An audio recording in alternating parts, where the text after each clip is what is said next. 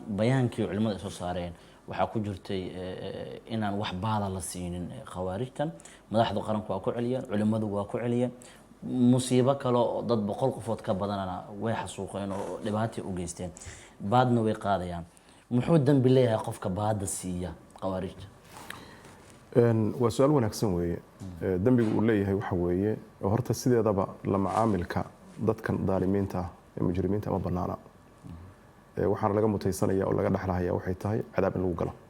walaa tarkanuu ila aladiina dalamuu fatamassakum annaar baa ilaahay leeyahay subxaanahu watacaala. ha u ilanina kuwa daalimiinta ah marka ay cadaab idin taabato. waxaa kaloo diinta islaamka muasal ku ah in khayrka la isku kaalmeeyo, shartana aan gacan la isku siinin. tacaawanuu cala albiri waataqwa walaa tacaawanuu cala alithmi walcudwaan. marka kaalmaynta iyaga la kaalmaynayo markii la fiiriyo labada khaanadood oo ay gelayso ma biri iyo taqwa mise waa ithmi iyo cudwaan. waxaa soo baxay ithmi iyo cudwaan inay tahay dhanka marka laga fiiriyo marka muxaram. dunuubtu marka way kala weyn tahay, waxay ku kala weyn tahay cidda ay calaaqada la leedahay. dembi waa dembi adiga kugu kooban, dembina waa dembi mutacadi ah. dembiga mutacadiga ah oo dad kale gaaraya waa ka jurmi culus yahay midka qofka ku kooban isaga. dadka marka baada siinaya oo baada u siinaya in ay naftooda badbaadiyaan ama ganacsigooda ay badbaadiyaan kuma badbaadi helahayaan baada ay siinayaan awal wa qabla kulli shay. oo dukaamadii maanta burburay iyo sharikaadkii waaweynaa ee dhulka la dhigay yacni sida xogta aan ku helayno mid aysan baad ka qaadi jirin ma jiro. haddana saas way tahay baadoodii uma shafiicin, ayagii baa ku dhintay, iyagii baa ku dhaawacmay, iyagaa ku hantabeelay. soo gartay ma marka waa wax la dhihi karo laa yarqubuuna fii mu'minin ila walaa dimma. yacni xigto iyo gacaltooyo u fiirin mahayaan iyo ballantoona qof mu'min ah. waa dad meeshay ka soo gaaraan qofka ka dhibaateynaya. alright, dhinaca marka waa dhinaca marka laga fiiriyo dadka baada bixinayo inaysan baadi macaan lafteeda ku badbaadayn. ma la bixin karaa sharcan? may lama bixin karo. haddii la bixiya maxaa dhacaya? isku dambi baa leeyahay. se isku dambi loo yahay markay culimmadu ka hadlayaan oo leeyihiin atacaawunu cala alithmi walcudwaan waxaa soo gelahaya xilliga krismaska la joogo oo gaaladu ay ka shaqaysanayaan ciidahooda ay leeyihiin ina ilaah baa dhashay tacaala allahu camaa yaquuluuna culuwan kabiira, oo aan xilligaa sax uusan ahayn nabi ciise dhalashadiisa inay ku beegan tahay. waxyaabaha ay u kaashadaan in ay shitaan ama ay ku dabaaldegaan qofka ganacsadaha ee taajirka muslimka ah looma banaynin inuu u fududeeyo shumacii iyo ukuntii iyo shukulaatooyinkii iyo wixii la halmaalay. waa ganacsi mubaaxa oo bannaan oo bannaanka yaalla oo aanan khamre iyo khinziir iyo toona aanu ku jirin baa wuxuusan bannaanayn markaa in gacan lagu siiyo. limaada? ithmi baa ka dhalanahayo oo alla dhashay ma jiro, alla loo dabaaldegana ma jiro. alle subxaana wa tacaala waa azali waa abadi weeye, waa jiray waa jiri doonaa, alawal walaakhir weeye. soo gartay maaha in marka aad arrintan noocaasi aad gacan ka geysato dembigii baad mushaari kula noqonaysaa. kasabka meesha kaa soo galana waa xaaraam. waxaa la mid ah ninka khamrada qooshta adigoo qudaar iibinahaya ama yani furuud iibinahaya ama fawaakih iibinaya, hadduu ku yimaado oo waxaad haysa canab uu ka mid yahay oo qalabatu dhanniga uu ku siinayo ninkaasu inuu canabka intuu qooshto berri khamri ka samaysan doono, culimadu waxay leeyihin ma bannaan in laga baalkeeyo. waa wax yaroo gaar ah oo adiga wax ku soo gelayo iyo qofkan wax khuseeyo. ani maxaa iga khuseeyo wuxuu ku samaynaya inuu cunayo iyo inuu qooshanayo ma dhehist. waxaa laga cararayaa inaad dembi qayb ka noqoto.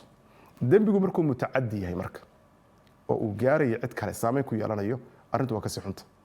waxyaabaha gala ikraaha ama waa la isqasbay xuduud bay leeyihiin shareecadu ay dhigtay. maxaa lagu qasbi karaa? waxaan adiga ku dhaafaynin. waxaa lagu qasbay calaa sabiili almithaal ama adigaa lagu dilayaa ama qofkan dil. hadalka waa cadaan soo ma marka dil iyo dilba hadday tegayso oo qof uu dhimanahayo, dilka hore weeye kan asalka ah, kan dambe dembi baa ka dhalanaya.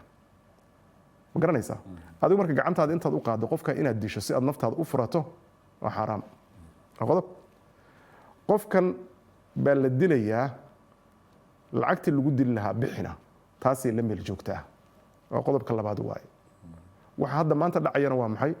wixii ummadda lagu qarxin lahaa baa la iska doonayaa ee keena. ma garata? waxaa la mid ah waa la qabtay qof dumar aha meeshii la keenay, waxaa la yidhi ka zinayso, haddii kale waa lagu dilayaa. xaaraam weeye. waayo in lagu xadgudbo qof kale oo muslima cirdigiisa oo dhiiggiisa la meel ah naftaada kuma furan karaysid waxaad ka cararaysa waa maxay waa dil in la kufsado oo xumaato lagu sameeya waxay tahay dil kale saa darteed dilka hore baad isu dhiibaysaa si aadan gacantaada dembi uga gelin amaba si aad gacantaada uga geysanin dadka marka ganacsatada ah oo ku wahminahaya inay naftooda sidaa ku badbaadin horta wahmiga ay suubinayaan waa khalad markii sharci la fiiriyana looma kitaab dayne waxaan ay suubinayaan waxay mushaarik kula yihiin dadkan dembiga gelayo oo wax leynayo maxaa awleysan marka lacagtan ay bixinayaan intay aruuriyaan ay isu geystaan way awoodaane inay nimanka isaga difaacaan ummadana kaga qabtaan ay lacagta la bixinayo laga hadlayo malaayiinta ah oo alaaf mu'allafada ah oo bil kasta laga qaado dalbay xoreynta ka kartaa kaamila iska dhaaf dhowr kun oo shabaab in lagu soo afjaray marka tawfiiqdii baa maqan baa la dhihi karaa dadkaasu marka toobadkeen baa laga rabaa